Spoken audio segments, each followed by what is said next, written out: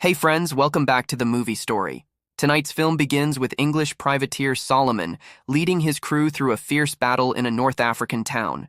But victory comes with a deadly twist. Trapped in a castle filled with mirrors, Solomon faces terrifying demons, supernatural powers, and visions of his own violent past. As he struggles to survive, he'll be forced to confront dark magic, deadly cults, and a brother consumed by evil. Spoilers ahead. Let's dive in. In 16th century North Africa, the English privateer Solomon spearheads an assault on a town held by Ottoman defenders. A brutal street battle erupts, where Solomon demonstrates his formidable combat prowess, dispatching foes without compassion. His forces reach the castle, but the defenders slam the doors shut. Solomon's men respond by blowing the entrance apart. Amidst the spreading flames, Solomon surveys the carnage, finds a surviving soldier, and threatens him into revealing the location of the throne room before shooting him. The group enters the throne room, which is lined with mirrors. As they advance, demons emerge from the glass, attacking and dragging some of the men into the mirrors. Though his crew is terrified, Solomon urges them forward, shooting a man who attempts to flee. A door then opens, revealing the throne. Solomon enters alone, and the door seals behind him. He ignores a strange noise to seize the treasure. Nearby, the king's body begins to frost over, and Solomon confirms a drop in temperature. As the room grows cold, shadows pour from the statues and encircle him. The shadows coalesce at the throne, materializing into a demon called the Devil's Reaper, who strikes Solomon down with a blast of power. The Reaper declares he has come for Solomon's soul, citing his life of murder and greed. He strikes Solomon again for his defiance and summons a flaming sword. The Reaper attacks, but Solomon parries the blow with his own swords, declaring he is not yet ready for damnation. He skillfully evades the Reaper's onslaught and leaps through a window to escape. A year later, in England, Solomon has taken refuge in a monastery. Having renounced violence and given his fortune to the church, he seeks redemption to cleanse his soul and evade hell. His room is covered in arcane notes, and his body is adorned with tattoos to ward off demonic attacks. One afternoon, a priest informs him that a shadow has been growing over the monastery since his arrival, and that a prophetic dream has mandated his departure. A heartbroken Solomon leaves, with no destination in mind. He wanders a wintry countryside, witnessing plague victims being burned and criminals hanging from gallows. He declines a ride from the passing Crowthorne family. Later, while resting, he hears whispers and is ambushed by 3 men. They overpower the unresisting Solomon and search his belongings, finding no money, only papers with strange symbols. Assuming he's a sorcerer, they prepare to burn him. Solomon pushes back but still refuses to fight, and they beat him unconscious. A flashback reveals Solomon as the second son of a nobleman. His father intended for him to join the clergy, while his brother, Marcus, inherited the estate. Solomon rejected this path and ran away, leading to his disinheritance. The Reaper appears in the memory, and Solomon awakens in the Crowthorne's cart. The family assures him of his safety, and they camp for the night. Solomon, not wanting to be impolite, offers to help. The children stare at his tattoos as he washes. Over dinner, he recounts tales of his mercenary past. The daughter, Meredith, is captivated, but her brother admonishes her for glorifying violence. Their father, William, shares that he served in the Queen's army before finding his faith, admitting that killing was always difficult for him, whereas Solomon confesses it came naturally. That night, another childhood memory haunts Solomon's dreams. As he was leaving his family's lands, he discovered Marcus assaulting a girl. Solomon intervened with a knife, but Marcus overpowered him, cutting his cheek. Marcus then dragged Solomon to a cliff's edge to cast him out.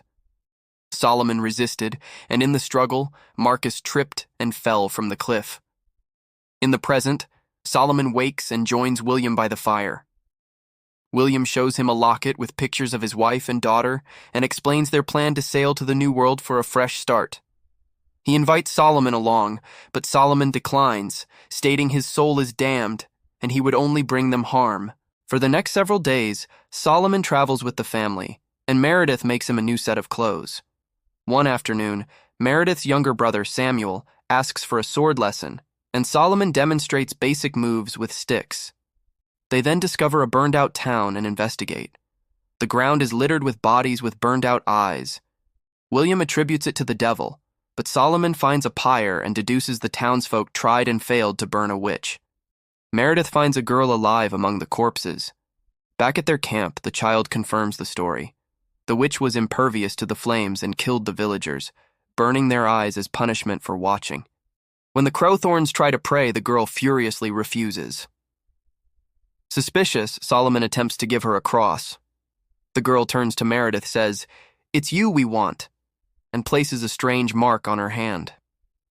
The girl reveals herself as the witch, her eyes changing as she lunges at Solomon, declaring the devil awaits him.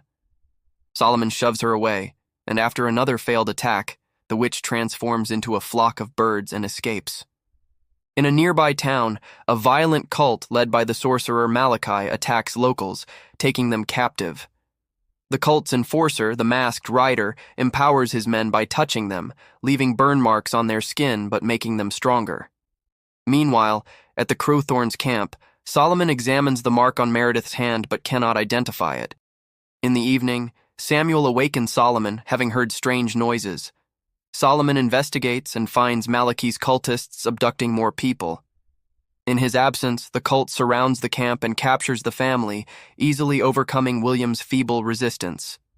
They see the mark on Meredith's hand and declare she is the one they seek, which the masked rider confirms. When Solomon returns, Samuel begs him to kill the cultists, but Solomon, bound by his vow of peace, tries to negotiate.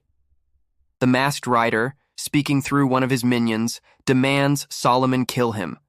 When Solomon refuses, the minion kills Samuel. A grief-stricken Solomon renounces his vow of non-violence, declaring he would welcome damnation for the chance to destroy such evil. He furiously engages the murderer, swiftly disarming him and killing him with his own blade.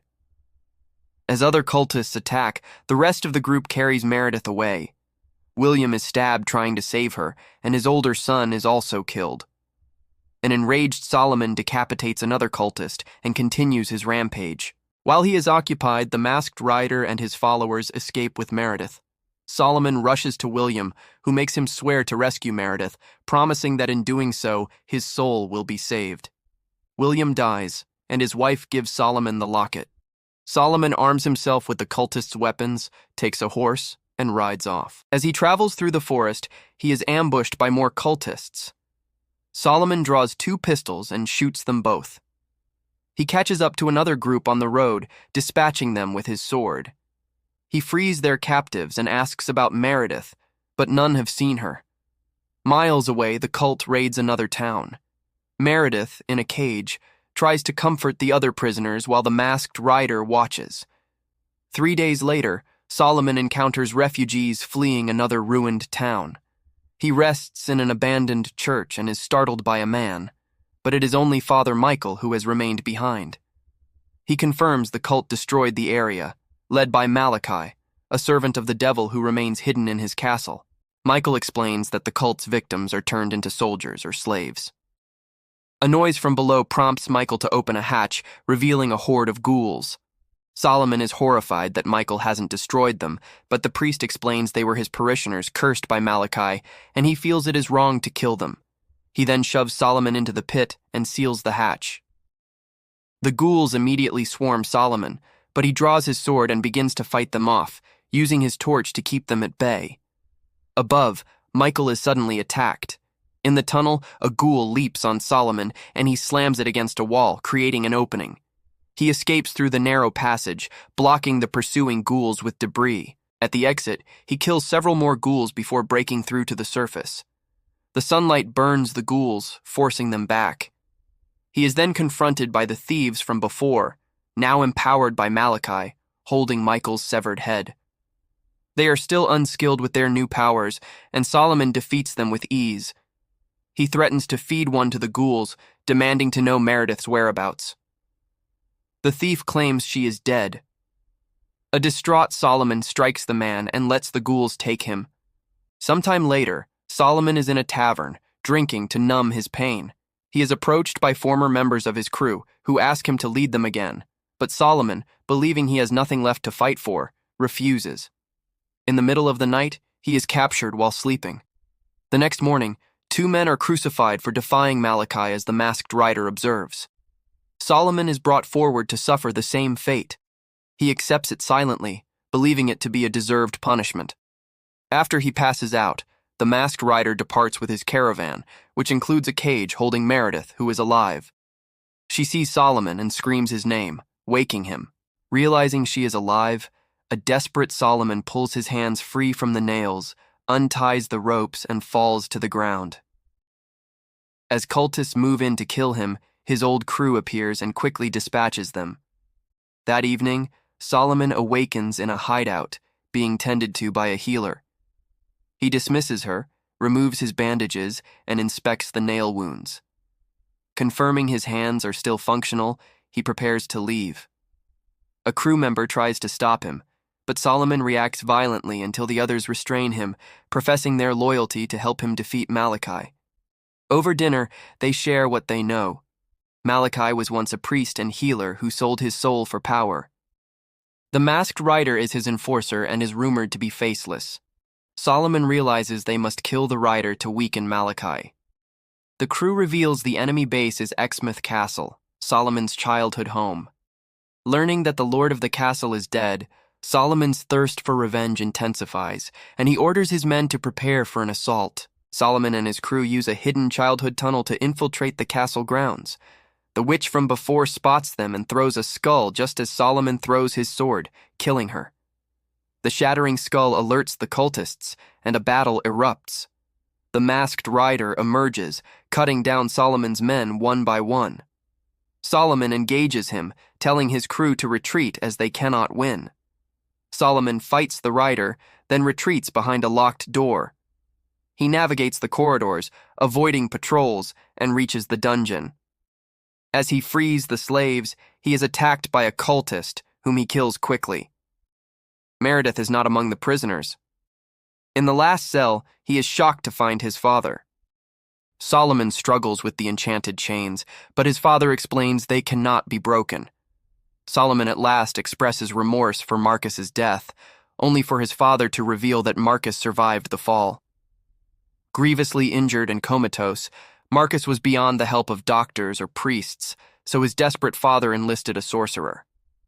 The sorcerer revived Marcus, but he was consumed by darkness and became a puppet to his new master.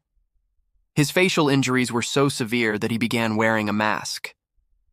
The shocking truth is that Marcus is the masked rider, and the sorcerer who resurrected him was Malachi, who took the family's fortune as payment. Overcome with guilt, Solomon's father asks for death. Crying, Solomon shoots him, freeing him from his suffering.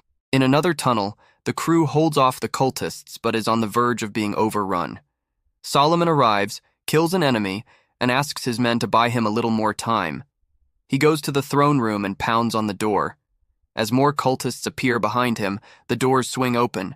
Inside, he sees Meredith in a cage. She warns him it's a trap. On the throne, Malachi taunts Solomon before vanishing.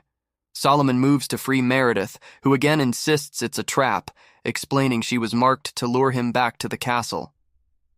The masked rider then stabs Solomon in the shoulder and attacks.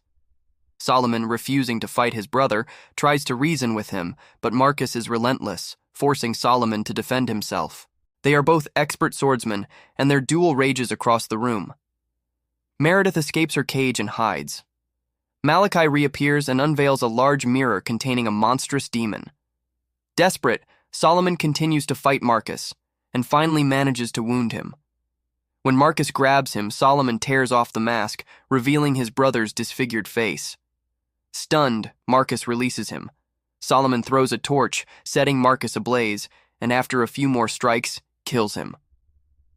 Simultaneously, Malachi seizes Meredith and uses her blood on the mirror, releasing the demon. Solomon dodges the beast's slow attacks and confronts Malachi, offering his soul in exchange for Meredith's life. Malachi scoffs and prepares to kill Meredith, but Solomon shoots him in the head first. The sorcerer falls into the mirror, which reabsorbs the demon along with Solomon's soul, causing Solomon to collapse. Meredith rushes to him, believing he is dead, but he suddenly awakens. He remembers William's words and understands that by saving Meredith, he has truly achieved redemption. His crew arrives, reporting that the cultists fell when their leaders died.